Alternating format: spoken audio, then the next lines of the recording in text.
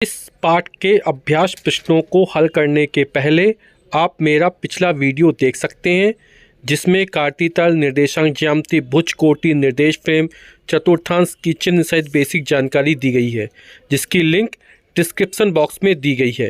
अब हम अभ्यास के प्रश्नों को हल करना प्रारंभ करते हैं। तो अभ्यास 17 के पहले हम तीसरा और चौथा क्वेश्चन सॉल्व करते हैं और फिर हम पहला दूसरा क्वेश्चन सॉल्व करेंगे। जैसे हमारा तीसरा क्वेश्चन बोल रहा है, निम्नलिखित बिंदु किन चतुर्थांशों में स्थित है। अभी हमने इसके बारे में चर्चा की है ना, कि जैसे -3, -7, तो भुज भी ऋणात्मक, कोटि भी ऋणात्मक, यानी x निर्देशांक भी ऋणात्मक, y निर्देशांक भी ऋणात्मक। तो -3, -7 जब दोनों चिन्ह ऋणात्मक हो भुज और कोटि के, तो जो हमारा स्थित होगा वो किसमें स्थित होगा? तृतीय चतुर्थांश में स्थित होगा। तो इसका आंसर हो जाएगा हमारा तृतीय चतुर्थांश। फिर बोला -5, 7, तो x का मान ऋणात्मक है, y का मान धनात्मक है, माइनस प्लस तो किसमें आएगा? ये हमारा द्वितीय चतुर्थांश में स्थित होगा।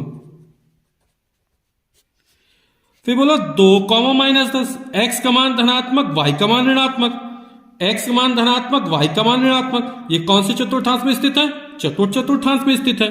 तो हमारा हो जाएगा ये चतुर्थ चतुर्थांश। फिर 5, 9, दोनों चिन्ह धनात्मक है और प्रथम चतुर्थांश में हमारे दोनों चिन्ह कैसे होते हैं? धनात्मक होते हैं। भुज और कोटि दोनों धनात्मक होते हैं, तो ये हमारा हो जाएगा प्रथम चतुर्थांश। फिर x की वैल्यू ऋणात्मक है, y की वैल्यू धनात्मक है। x की वैल्यू यानी भुज ऋणात्मक, कोटि धनात्मक, तो हमारा द्वितीय चतुर्थांश हो जाएगा। -7, -5 दोनों चिन्ह भुज और कोटि दोनों ऋणात्मक है। तो जब दोनों ऋणात्मक है तो कौन से चतुर्थांश में स्थित होगा? तृतीय चतुर्थांश में स्थित होगा ये हमारा।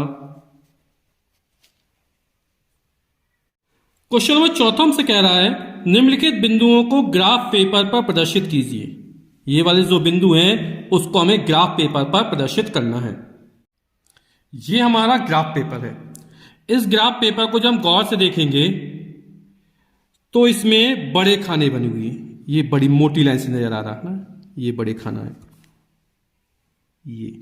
ये बड़े खाना बना हुआ है ना? और इसमें बहुत सारे छोटे छोटे खाने बने हुए हैं। जब इसको गौर से गिनेंगे तो यहां पर देखेंगे ये 1, 2, 3, 4, 5, ये हल्की सी मोटी लाइन आई, फिर 6, 7, 8, 9, 10, ये 10 खाने यहां बने हुए हैं। 1, 2, 3, 4, 5, 6, 7, 8, 9, 10, ये 10 खाने ये बने हुए। तो यहां पर 10 दहम 100, यानी इस बड़े वाले खाने में 100 छोटे खाने बने हुए। तो हम इसमें x अक्ष खींच लेते हैं और y अक्ष खींच लेते हैं, क्षैतिज रेखा खींच लेते हैं, ऊर्ध्व रेखा खींच लेते हैं और फिर हम बिंदुओं को प्रदर्शित करेंगे। तो हमने इसको x अक्ष मान लिया, क्षैतिज रेखा को, ये हमारा ओरिजिन मूल बिंदु हो जाएगा, ये हमारा विपरीत दिशा हो जाएगी, ये हमारा y अक्ष हो जाएगा O और ये y डैश हो जाएगा। अब इस वाले ग्राफ पर हमको 7, 5, x की वैल्यू 7, तो यानी मूल बिंदु से हम 7 धनात्मक है, तो 1 हमने मान लिया कि एक बड़ा खाना एक अंक को प्रदर्शित कर रहा है। तो यहां पर ये 1 हो जाएगा,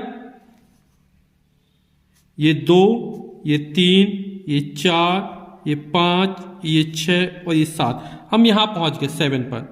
फिर y अक्ष पर हम कितना चलना? 5 चलना। तो यहां से 1, 2, 3, 4, 5, तो हम इस वाले बिंदु पर पहुंच जाएंगे। x अक्ष पे जब हमने 7 और y अक्ष पे जब हम 5 चले तब इस वाले बिंदु पर पहुंच गए। ये छोटा लगा, इसको थोड़ा इस तरह दिखा देते हैं ताकि समझ में आ जाएगा। तो ये बिंदु है, बहुत छोटा होता है, इसको दिखाने के लिए इसको बड़ा दिखा दिए।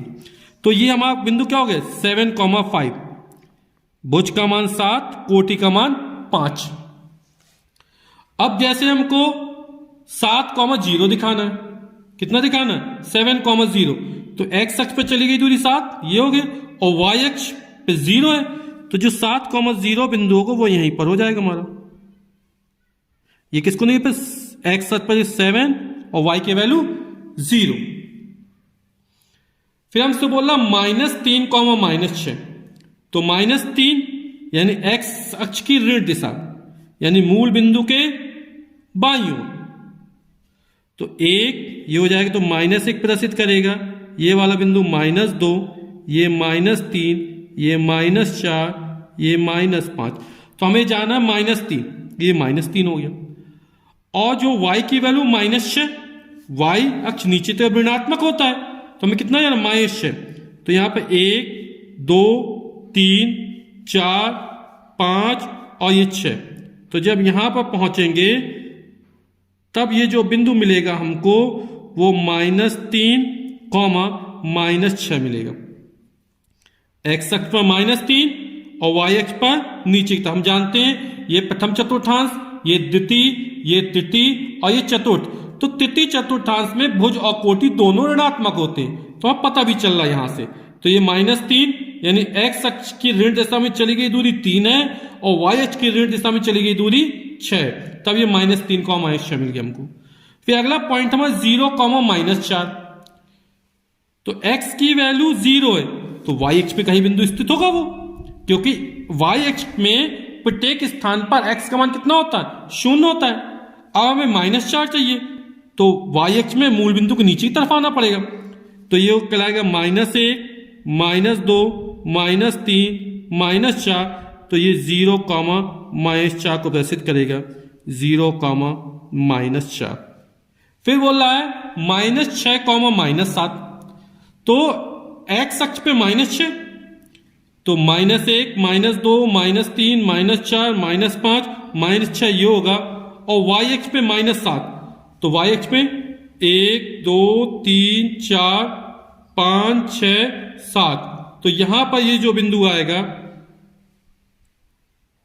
ये हमारा -6, -7 को प्रदर्शित करेगा। तो जैसे हम जो पैमाना माना, एक खाना बराबर 1 अंक माना है, आप एक खाना बराबर 2 अंक भी मान सकते हैं। तो तब हमारा ये हो जाएगा, जैसे यहां पर 1 हो जाएगा, फिर 2 हो जाएगा, फिर 3 हो गया, फिर 4 हो जाएगा, 5 हो जाएगा, 6 हो जाएगा। तो जिस तरह के हमको बिंदु मिलते हैं उसके अनुसार हम पैमाना को मान सकते हैं। जैसे हमसे बोला 0, 0 कहां स्थित होगा? तो जहां x अक्ष और y अक्ष दोनों मिलते हैं वो वाला बिंदु हमारा मूल बिंदु कहलाता है। और इसके निर्देशांक जो होते हैं वो 0, 0 होते हैं। यानी समस्त दूरियां जो हम नापना चालू करते हैं या जहां से चलना प्रारंभ करते हैं वो हमारा ओरिजिन या मूल बिंदु होता है। और इसके निर्देशांक क्या होते हैं? 0, 0। यहां पर x भी 0 और y भी 0। जैसे हमसे कहा जाए कि इस वाले बिंदु के निर्देशांक क्या होंगे, तो ये वाला बिंदु कहां पर स्थित है? x अक्ष पे 1 इकाई, 2 इकाई, 3 इकाई चला और y अक्ष पर 1, 2, 3 इकाई चला, तब इस वाले बिंदु पर पहुंच जाते हैं। तो इस वाले बिंदु के जो निर्देशांक होंगे वो 3, 3 हो जाएंगे। जैसे पहला हमारा सवाल है, नीचे दिए चित्र को देखकर रिक्त स्थानों में लिखिए। तो हमें ये वाला चित्र देखकर रिक्त स्थानों की पूर्ति करनी है। तो हमारा पहला रिक्त स्थान है, बिंदु M x अक्ष की दिशा में अंकित है। तो हमें देखना है कि M x अक्ष की किस दिशा में अंकित है। तो बिंदु M, हम देख रहे हैं बिंदु M x अक्ष की दिशा में पूछ रहा ना। मूल बिंदु के जब हम दाईं ओर जाते हैं, राइट हैंड साइड की ओर जाते हैं, तो x अक्ष की जो चली गई दूरी वो धनात्मक मानी जाती है। मूल बिंदु के बाईं ओर कैसी मानी? ऋणात्मक मानी जाती है। तो हमारा जो रिक्त स्थान में आ जाएगा, बोल रहा है बिंदु M x अक्ष की ऋणात्मक दिशा में या ऋण दिशा में स्थित है। फिर दूसरा बोल रहा है बिंदु M से y अक्ष पर लंब पाद की मूल बिंदु से दूरी। बिंदु M की y अक्ष पर लंब पाद, तो इसका जो लंब है y अक्ष पर कहां गिर रहा है? यहां पर है। तो जो पाद है उसका जो मूल है वो कहां पर है? बिंदु यहां पर आ रहा है। यानी इसकी जो दूरी हो जाएगी वो कितनी हो जाएगी? यहां से 3 इकाई दूरी पर स्थित है y अक्ष पे, है ना। तो यहां पर बिंदु M से y अक्ष पर लंब पाद की मूल बिंदु से जो दूरी आएगी वो हमारी ये दूरी निकल के आएगी और ये कितनी है हमारी? 3 है। फिर बोल रहा है बिंदु N y अक्ष की दिशा में अंकित है। बिंदु N और y अक्ष की दिशा में पूछ रहा है। मूल बिंदु से ऊपर की तरफ y धनात्मक होता है और मूल बिंदु से नीचे की तरफ y कैसा होता है? ऋणात्मक होता है। तो जो N बिंदु है वो क्या है? नीचे की तरफ स्थित है। तो ये क्या हो जाएगा? ऋणात्मक दिशा में। तो बिंदु N जो है वो y अक्ष की ऋणात्मक दिशा में या ऋण दिशा में अंकित है। बिंदु N से y अक्ष पर लंब पाद की मूल बिंदु से दूरी। तो बिंदु n की किस पक्ष है? y अक्ष पर। तो बिंदु n से यहां पर लंब खींचा गया, तो यहां पर आया।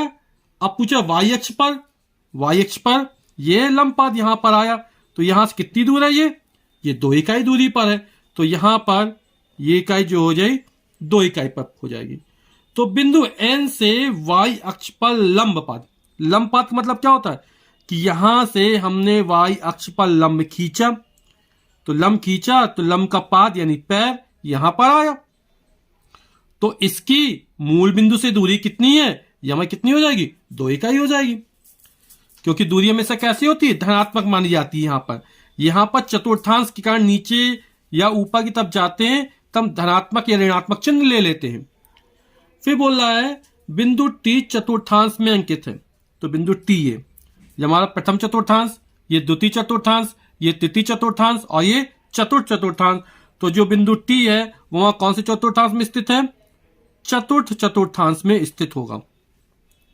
फिर अगला है बिंदु टी से एक्स अक्ष पर, यह हमारा एक्स अक्ष है, पर लंब पाद की, यहां पर लंब पाद आ गया। यहां पर बिंदु टी से जब इस पर लंब खींचेंगे तो लंब पाद ये हो जाएगा हमारा कि मूल बिंदु से दूरी।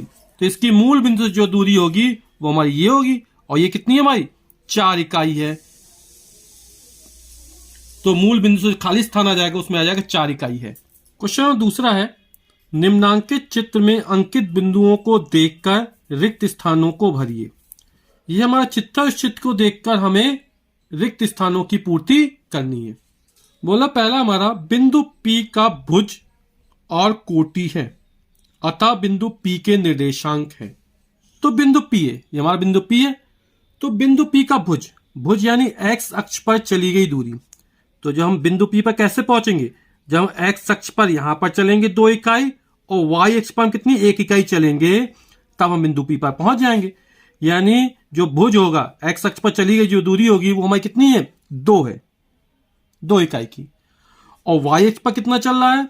1 इकाई। यानी जो भुज होगा वो हमारा 2 हो जाएगा, कोटि हमारी 1 हो जाएगा। और बोला बिंदु P के निर्देशांक, तो पहले भुज लिखते हैं फिर कोटि लिखते हैं, तो निर्देशांक जो हो जाएंगे वो हमारे 2,1 हो जाएंगे। फिर बोल रहा सेकेंड में बिंदु Q का भुज, ये बिंदु Q है। तो x अक्ष पर चली गई दूरी, हम किस तरफ चल रहे हैं? बाईं ओर चल रहे हैं, इस तरफ x ऋणात्मक होता है। तो चली गई दूरी कितनी? इकाई 3 है, लेकिन चूंकि विपरीत दिशा में चल रहे हैं इसलिए चिन्ह में क्या आ जाएगा? -3। फिर बोल रहा है कोटि कितनी है? तो हम यहां से ऊपर की तरफ चल रहे हैं, ऊपर की तरफ चलते जब मूल बिंदु से, तब y का मान धनात्मक होता है। कितने इकाई चले? 2 इकाई तक पहुंचे। तो भुज की वैल्यू -3 हो जाएगी, कोटि की वैल्यू हो जाएगी 2। और फिर बोल रहा है कि बिंदु Q के निर्देशांक, तो बिंदु Q के निर्देशांक हो जाएंगे वो -3,2 हो जाएंगे। फिर बोल रहा बिंदु R, ये वाला बिंदु हमारा R है। तो बिंदु R का x निर्देशांक, तो x निर्देशांक ये हमारी यहां पर चली गई दूरी कितनी है? -5 है।